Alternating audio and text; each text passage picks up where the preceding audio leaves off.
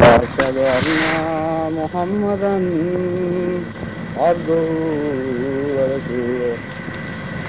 أما بعد فأعوذ بالله من الشيطان الرجيم. بسم الله الرحمن الرحيم. الحمد لله رب العالمين الرحمن الرحيم مالك يوم الدين. إياك نعبد وإياك نستعين. اهدنا الصراط المستقيم صراط الذين أنعمت عليهم غير المغضوب عليهم ولا الضالين.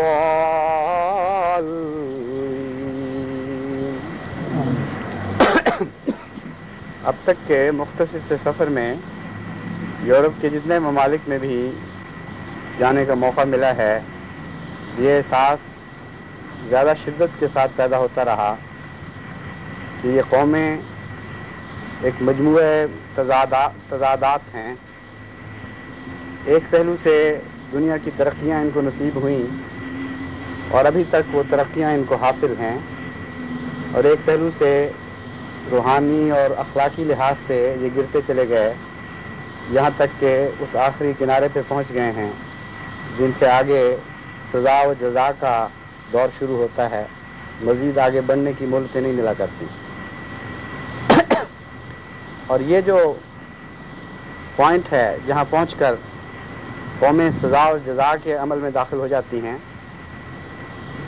جسمانی ترقی اور مادی ترقی کا دور بھی وہاں تک پہنچا ہوا ہے، اور یہ دونوں سمتوں کے نقطے ملنے والے ہیں.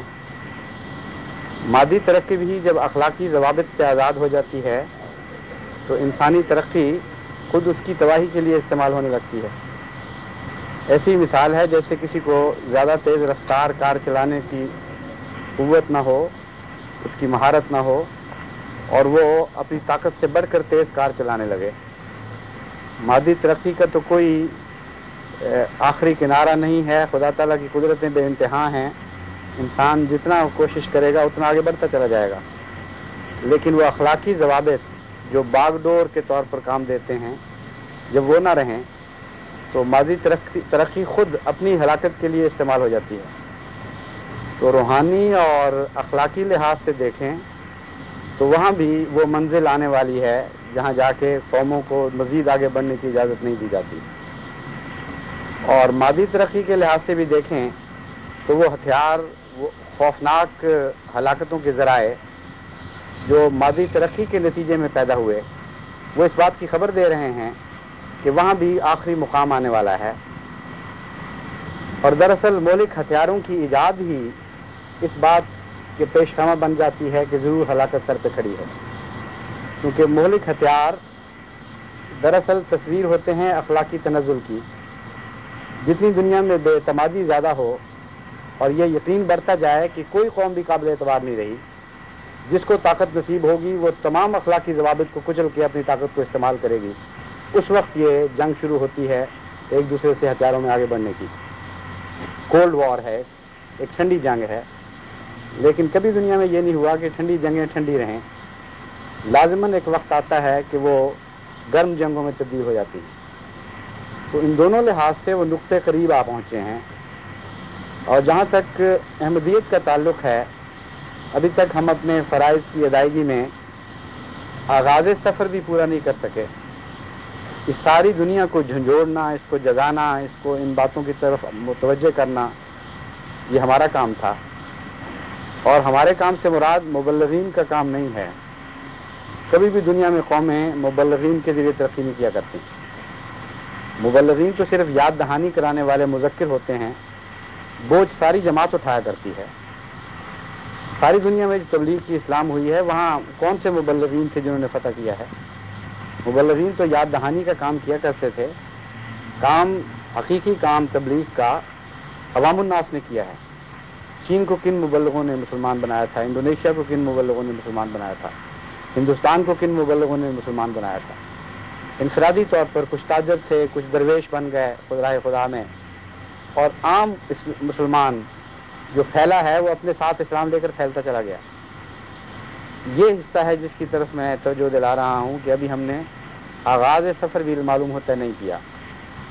یورپ کی اکثر جماعتیں جن کو میں دیکھ کے آیا ہوں، ان میں احساس نہیں ہے، بے چینی نہیں ہے، وہ اس معاشرے سے اس حد تک راضی ہو گئے ہیں کہ ان کو کام مل گئے اور ان کی کوئی ضروریات پوری ہو گئیں، اور اس حد تک ناراضی ہیں جس حد تک ان کے کام پورے نہیں ہوئے یا ان کی راہ میں مشکلات عائل ہیں۔ لیکن یہ بے قراری، یہ بے چینی، یہ تڑپ میں نے نہیں دیکھی کہ ہر شخص بے چین ہو جائے کہ میرا معاشرہ تباہ ہو رہا ہے اور مجھے اللہ تعالیٰ نے نمائندہ مقرر فرمایا ہے ان کی تقدیر بدلنے کے لیے۔ بظاہر یہ ویسی بات ہے جیسے ٹٹیری کے متعلق کہتے ہیں وہ ٹانگیں اونچی کر کے سوتی ہے۔ کسی نے اس سے پوچھا کہ یہ کیا وجہ ہے، اس نے کہا مجھے خطرہ یہ ہے کہ آسمان نہ گر پڑے اور دنیا تباہ نہ ہو جائے، اس لیے میں ٹانگوں پہ روک لوں گی۔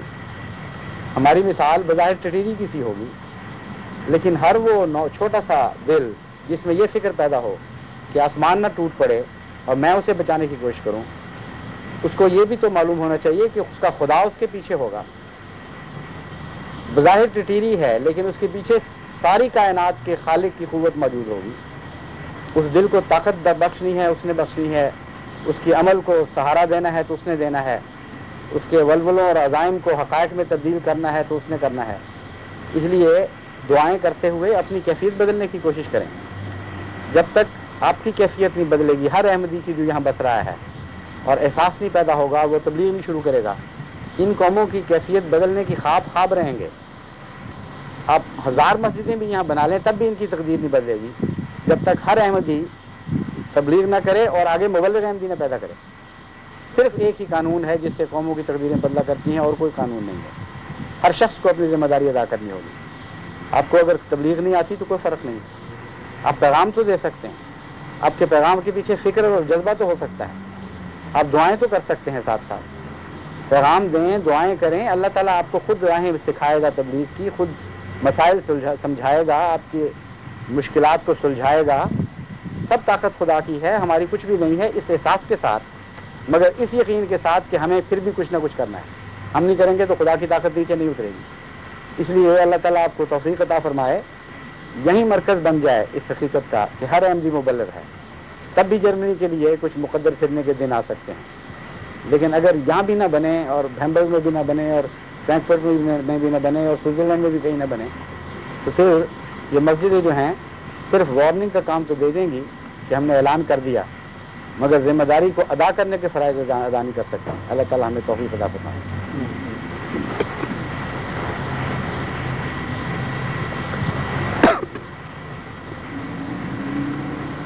الحمد للہ نحمده ونستعینه ونستغفره ونؤمن به ونتوکل علیہ ونعوذ باللہ من شرور انفسنا ومن سیئات اعمالنا ومن يهده الله فلا مضل له ومن يضلله فلا هادي له ونشهد ان لا اله الا الله وحده لا شريك له ونشهد ان محمدا عبده ورسوله عباد اللہ رحمکم اللہ ان اللہ یامر بالعدل والاحسان